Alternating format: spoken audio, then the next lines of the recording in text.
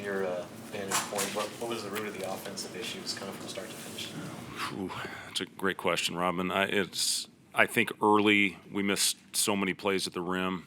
I thought it affected our confidence. I thought we started pressing. We stopped trusting. And when we trust, when we make simple plays, we're a pretty effective team. It just, couldn't buy one out there in the beginning. And you shoot, 25%, I think, in the first half. Now, I give our guys credit. Not very often do you shoot 25% and have a lead. So I thought defensively they found a way to lock down and keep us in a game where the ball wasn't going in the basket. And you have to do that. You're going to have games over the course of the season that are like this, where the ball's not going in the hoop. You just got to find a way to stick with it, stay in it. And then we get up 16, I think, in the second half. And then, again, we let them back in. We missed some easy ones. We turned it over. Missed a couple wide-open threes. And to their credit, they kept playing and closed the gap. But we got to find a way to string it together. And, defensive effort I thought was really good tonight. But offensively, we got to find a way to get something going. What did you see on the defensive end that you were happy with? Our activity was really good. I think we forced, 20 or 22 turnovers, 13 in the first half. And just, that kept us in the game. We got to the free throw line as well, which you have to do when the ball's not going in.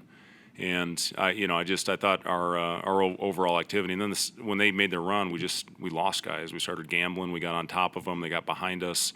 And that can't happen. It was some of our older guys that happened to. So, again, it's always better to learn from a win. Found a way. I told them this in the locker room.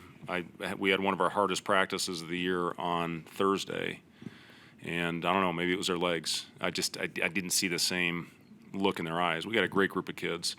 There's not one guy in there that's selfish. We don't have guys in there that have agendas.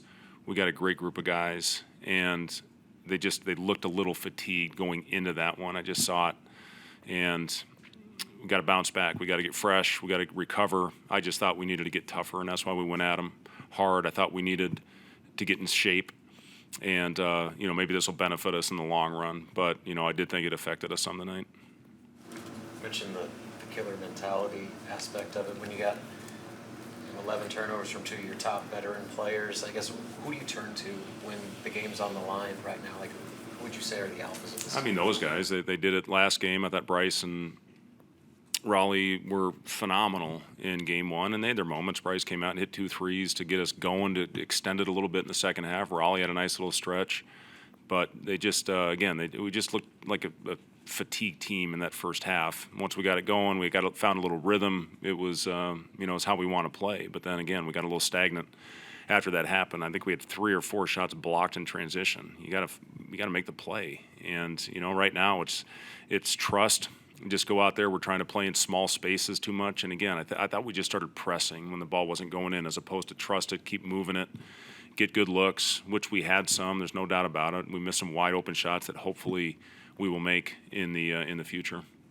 I think the trust thing is the turnovers you've had compared to assists. I mean, again, it just we played in small spaces, and that, to my point of just trying to go out there and do too much. You don't have to. You can hit singles. We talk about that every day, and we're just not. Once we get on the court and the lights are on, for some reason, we're not doing the same thing that we do behind doors in the practice facility. So again, I still love these guys. There's no doubt about it. And like I said, it's always better to learn, which we will, when you get one in the left column. I just want to mention that I kind of saw Bryce kind of hang his head a little bit in frustration with the offensive struggles get to him a little bit. I guess, do you talk to him about that, especially with his role within the dynamic of this team, to maybe keep his head up a little bit more than he had? Yeah, we talk about body language every day. We show clips of body language every day. I'm sure we'll have plenty of examples for the edit on Monday when we get back in the gym.